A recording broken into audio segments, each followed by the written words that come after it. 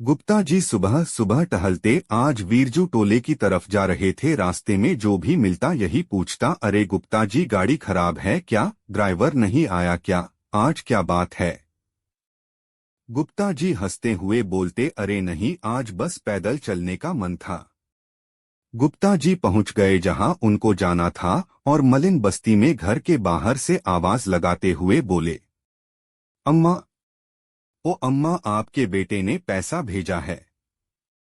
गुप्ता जी की बड़ी दुकान थी जिसमें ऑनलाइन का सब काम होता था।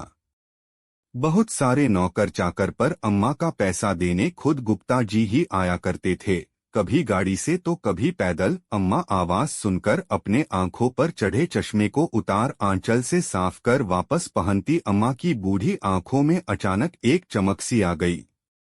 गुप्ता जी से बोली, बेटा बहुत दिन हो गए अपने बेटे से बात किए हुए, आज मेरी बात करवा दो अपने मोबाइल से। गुप्ता जी ने टालना चाहा पर जिद की वजह से, बेटा पहले जरा बात करवा दो।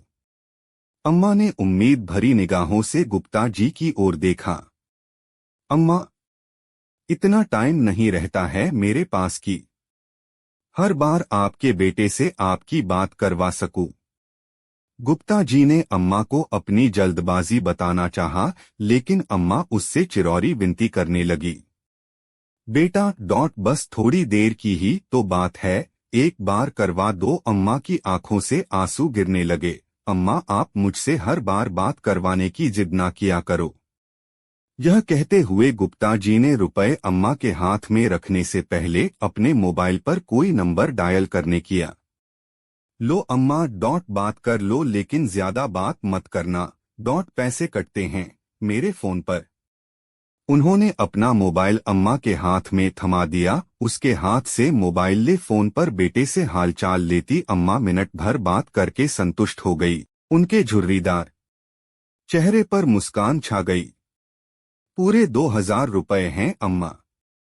यह कहते हुए गुप्ता जी ने 100 के 20 नोट अम्मा की ओर बढ़ा दिए।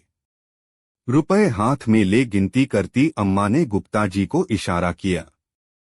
अब क्या हुआ अम्मा? यह 100 रुपए रख लो बेटवा। क्यों अम्मा? गुप्ता जी ने आश्चर्य से पूछा। हर महीने रुपए पहुंचाने के साथ साथ मेरे बेटे से मेरी बात भी करवाने, कुछ तो खर्चा होता होगा ना? अरे नहीं अम्मा, रहने दीजिए।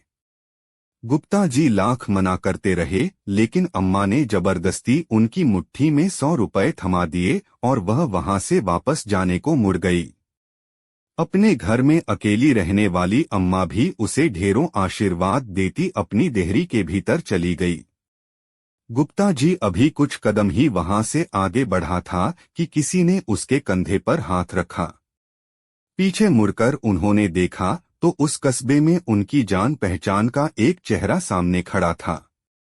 मोबाइल फोन की दुकान चलाने वाले शिव बाबू को सामने पाकर वो बहुत हैरान हुए। भाई साहब, आप यहाँ कैसे? आप तो अभी अपनी दुकान पर होते हैं ना? मैं यहाँ किसी से मिलने आया था, लेकिन मुझे आपसे कुछ पूछना है। शिव बाबू की निगाहें गुप्ता जी के चेहरे पर टिक गई। जी पूछिए भाई साहब। भाई आप हर महीने ऐसा क्यों करते हैं? मैंने क्या किया है भाई साहब? शिव बाबू के सवालिया निगाहों का सामना करते हुए गुप्ता जी तनिक सहम से गए। बोले, क्या बात है भाई, ऐसे क्यों बोल रहे हो आप? हर महीने आप इस अम्मा को भी अपनी जेब से रुपए भी देते हैं और मुझे फोन पर इनसे इनका बेटा बनकर बात करने के लिए भी रुपए देते हैं। ऐसा क्यों? शिव बाबू के सवाल सुनकर गुप्ता जी थोड़ी देर के लिए सकपका गए, मानो अचानक उसका कोई बहुत बड़ा झूठ पकड़ा गया हो। लेकिन अगले ही पल उसने सफाई दी। मैं रुपए इन्हें नहीं, अपनी अम्मा को देता हूँ। मैं समझा नहीं। गुप्ता जी की बात सुनकर शिव बाबू जरा हैरान हुए, लेकिन गुप्ता जी आगे बताने लगे। इनका बेटा कहीं बाहर कमाने गया था और हर महीने अपनी अम्मा के लिए 2000 रुपए भेजता था, लेकिन एक दिन पैसे की जगह इनके बेटे के एक दोस्त का फोन आया। गुप्ता जी की बात सुनते शिव बाबू को जिज्ञासा हुई।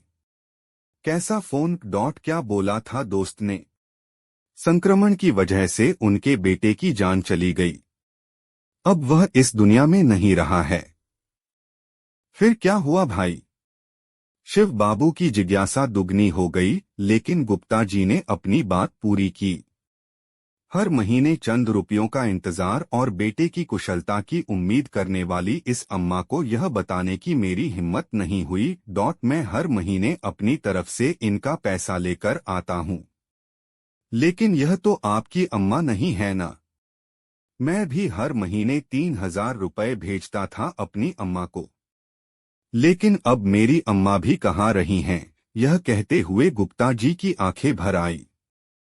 हर महीने गुप्ता जी से रुपए लेकर अम्मा से उनका बेटा बनकर बात करने वाले शिव बाबू आज गुप्ता जी के एक अजनबी अम्मा के प्रति आत्मिक स्नेह देखनी शब्द रह गए और बोले, भाई साहब, आज से इस अम्मा के एक नहीं दो बेटे हैं। अब से 1,000 मैं भी आपको दूंगा, आप उसी लिफाफे में भरकर अम्मा को दे दिया करिएगा। और हाँ भाई साहब, अब से मैं अम्मा के बेटे बनकर बात करने का जो पैसा लेता था नहीं लूंगा।